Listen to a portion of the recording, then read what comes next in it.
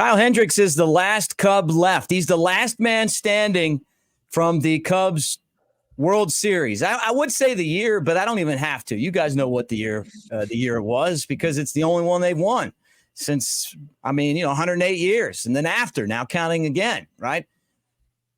Word on the street is that the Cubs are working on an extension to keep him around, and I hope that's the case. Maybe it's sentimental, but part of it is production too. We're going to talk about Kyle Hendricks and the fact that it looks like he's going to be back with the Cubs, which is good news. First, though, I want to invite you guys to be an ace on our channel, and that is by subscribing. Be part of the Cubs baseball channel. Give us a thumbs up if you enjoy the videos. Hit the bell so you know when we're live. And tell your friends about it. Go Cubs. And right now, the channel's presented by the Tennessee Smokies, 45 years in the making, Southern League champs. And they want you to go by their store, smokiesbaseball.com/store, and pick up some championship swag.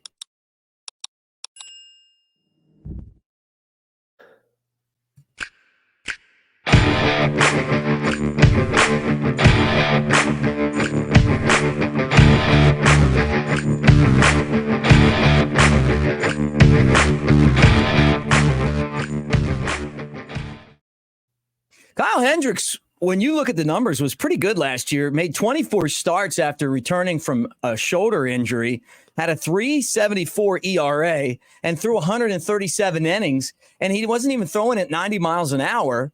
But in this day and age, you get a guy that goes out there and give you 5 innings and not blow it every time. You want to keep that guy around. Forget about the fact that he's part of the World Series championship team.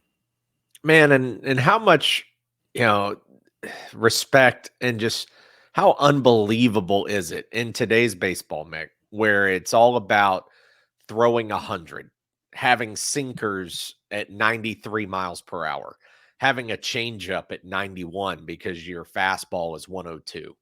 And here comes little old Kyle Hendricks, the professor, and he just lulls you to sleep. I mean, just paints the corners, such great movement, gets weak contact.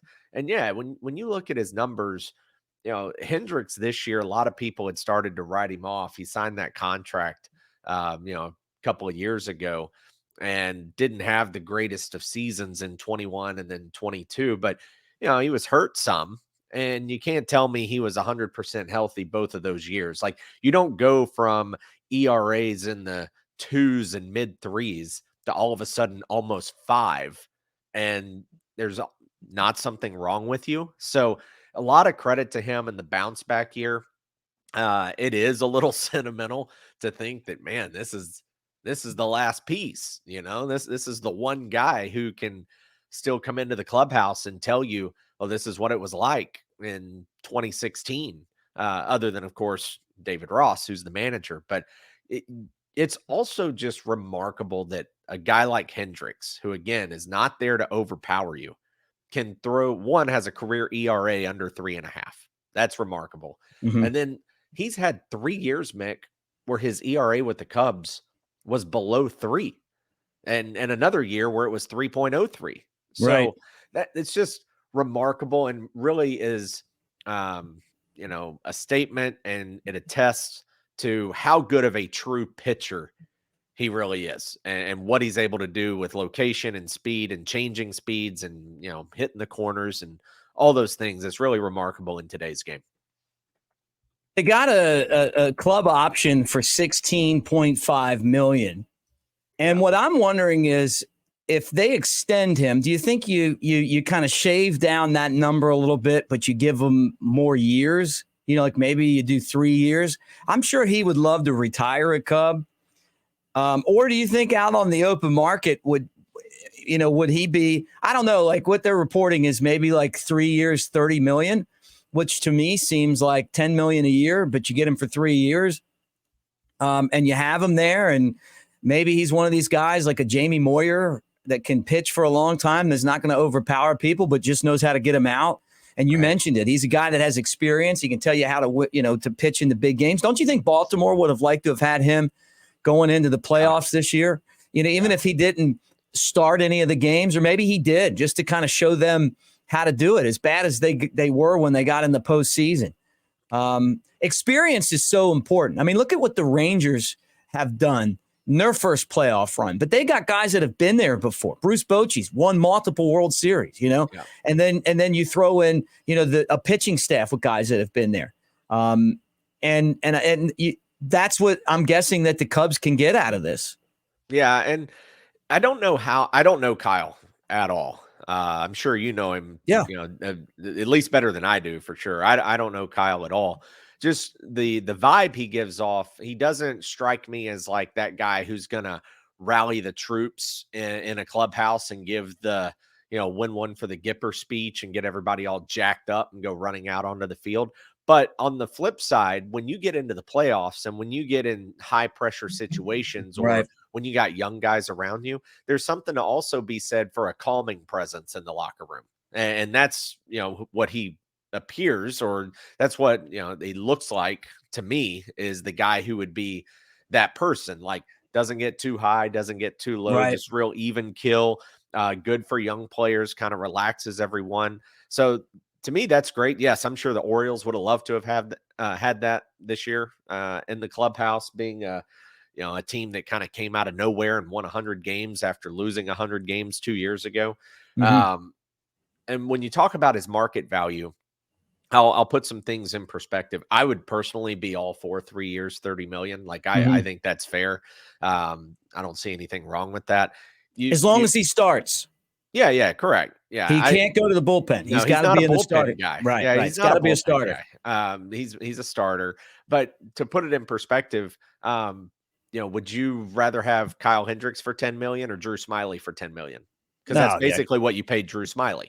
Right. So to me, that's where, if you're looking at market value and what the Cubs have done already in spending some of their money, 3 years, 10 million. I also think Kyle's earned that, from the Cubs, as a fan and just the organization and his loyalty and whatnot. They got him on a good contract last time. The 10 million a year, that wouldn't bother me at all. I think it's worth it.